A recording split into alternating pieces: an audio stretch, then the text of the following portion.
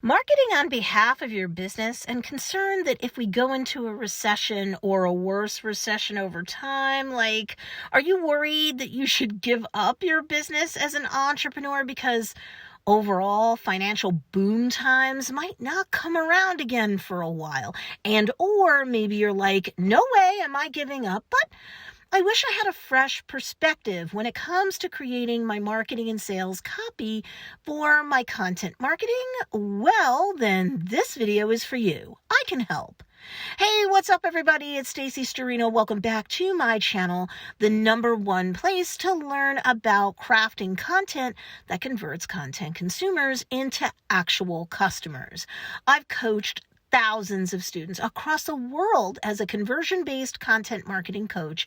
And today I want to give you my advice when it comes to the topic of new recession marketing methods. And if you like what you hear in this video and you want a deeper dive into my recession success recipes for marketing, well, please let me know in the comments section below. But before we get started, if you want this video to be served out to more people to help them too, then be sure to hit that like button and subscribe to get the help that entrepreneurs like you need to succeed with content marketing that drives traffic to your business so that you can do more business. Okay, so if you're engaging in content marketing during a recession, I've got an entire playlist of videos that can help you get the right perspective so that you don't get in your own way. And of course, it's got tips, tricks, and techniques to tweak your marketing so that it gains leverage over your specific ideal customers. So check that playlist out after watching this video.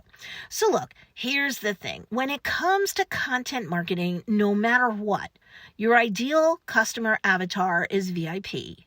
It's likely that you've got a niche or an ideal customer or ideal customer avatar set up, the perfect person you think, who needs what it is that you have to offer with your products, your services, your course, what have you. Great. I'm sure that the concept of one needing an ideal customer to sell to is not a hot flash from the newsroom for you.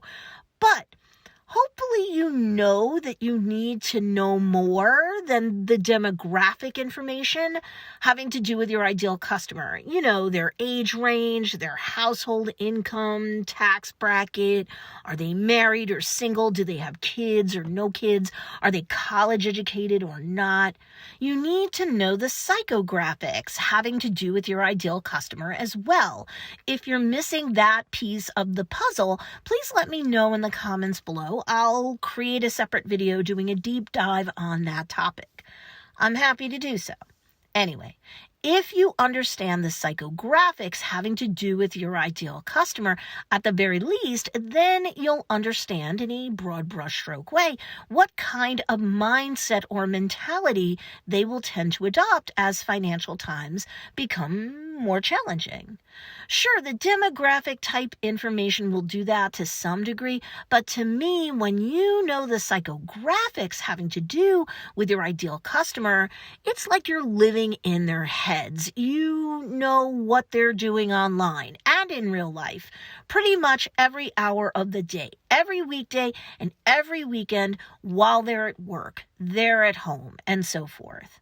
When you understand your ideal customer's heart and mind, and not just their name, rank, and serial number, you go from a two-dimensional understanding of that ideal customer to a more three-dimensional one. You could practically be that person, live their life, and know, financial times aside, and I don't say that easily, how they tend to think and act in general and what their concerns are having to do with the problem that they have that offerings like yours from a company like yours will help them to solve.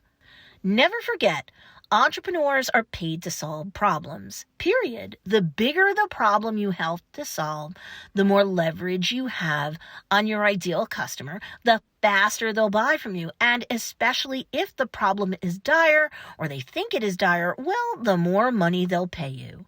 So all that said, here comes my new recession marketing methods. Once you have your understanding of your ideal customer's demographics and psychographics down pat, let me hit you with a few marketing methods to use. All may not apply to your ideal customer specifically, but at least one should as your country or even the world overall slides into a recession or a deeper recession. Here we go. If your ideal customer is someone whose psychographics reveal that they are conservative with their money normally, but certainly will continue to spend money without hesitation to solve their problems, then your recession-focused marketing method for your contents copy is to be super focused on not just how your offerings are crucial in terms of solving their problems, which they'll do, sure, but also your contents copy must stress how specifically your ideal customer will enjoy getting out of pain and into pleasure as they solve their problems thanks to your business's offerings. Write copy for everything from product descriptions and sales-based copy to captions that are for more relationship marketing-based content. Well, write copy that uses and or emphasizes one to all five of the senses as appropriate so that at the end of the day you paint a word-based picture of how getting out of pain and into pleasure and solving their problem will clearly satisfy their desires and what that scenario will be like to experience. You know you've done a good job when you're pretty sure that your ideal customer can literally see, hear, smell, taste, and or feel what it's going to be like to get their desired state change thanks to your products and or services.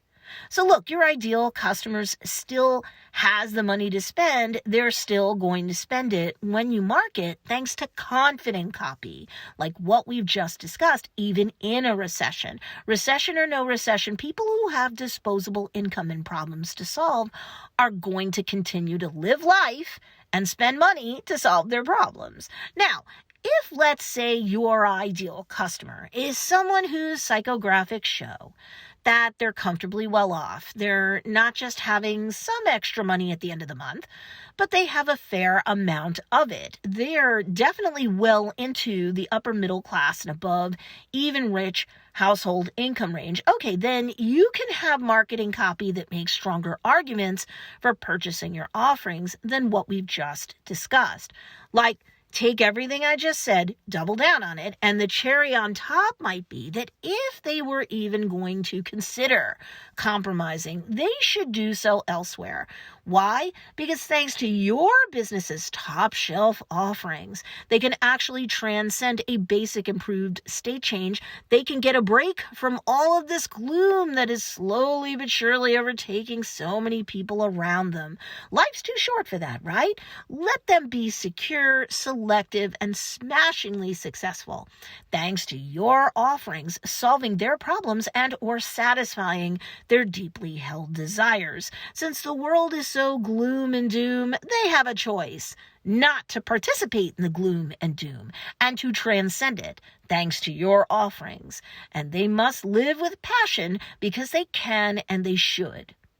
Or what if you're selling currently to an ideal customer whose demographics and psychographics do not match someone with a comfortable amount of money at the end of the month? They're not upper middle class. They're not rich in terms of their combined household income and so on.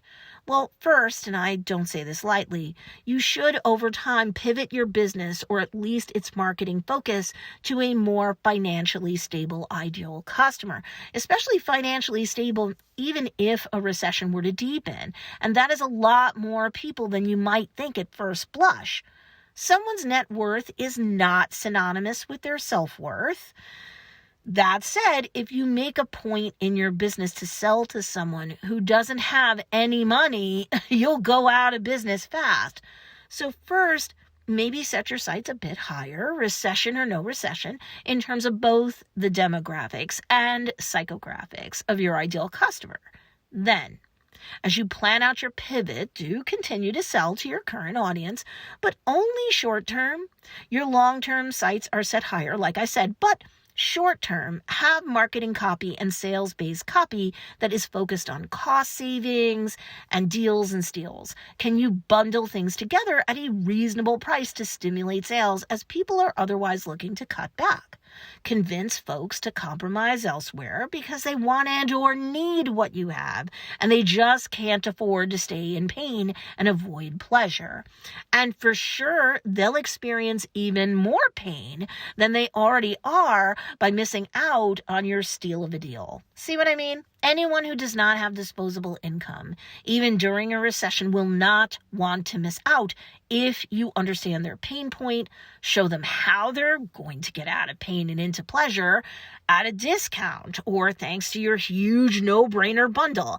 And extra points if you can legitimately, no manipulation here, you can legit show your ideal customer how solving their initial problem can also short-term and or long-term solve additional problems that are coming down the pike because they're staring down a recession.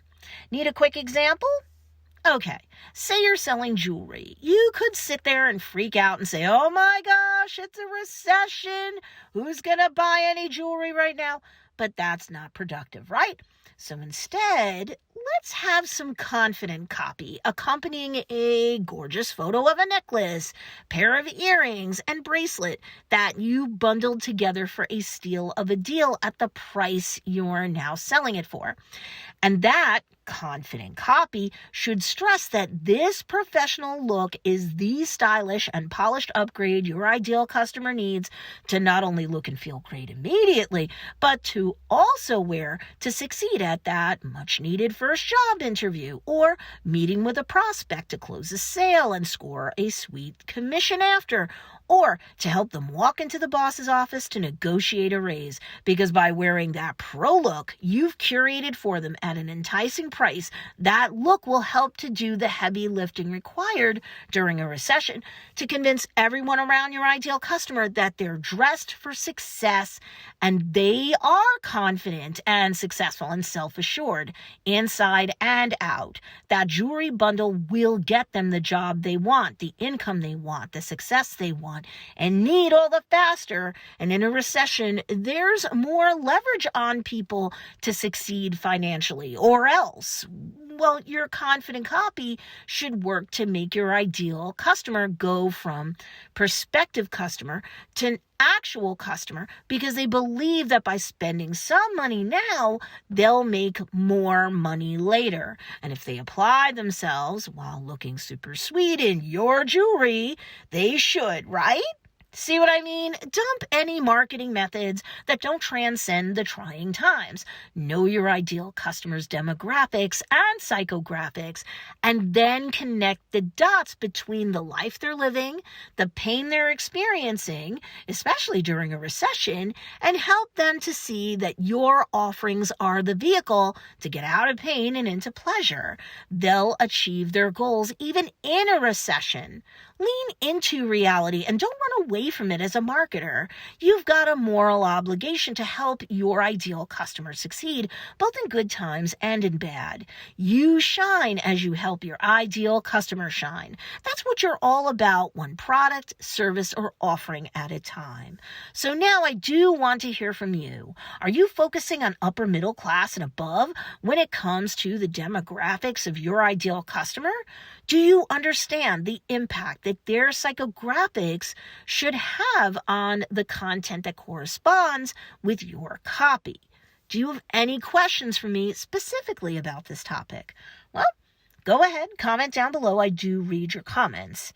And subscribe to this channel because I've got a bunch of playlists that will help you out otherwise as an entrepreneur as you market on behalf of your own business. And if you want more help in terms of distinguishing yourself from the crowd and increasing your trustworthiness in the eyes of your niche, I actually have a freebie for you to pick up called 10 Reasons Why You're Viewed as a Fake Guru and How to Gain Credibility and Customers Instead. And you can pick it up at don'tbeafakeguru.com.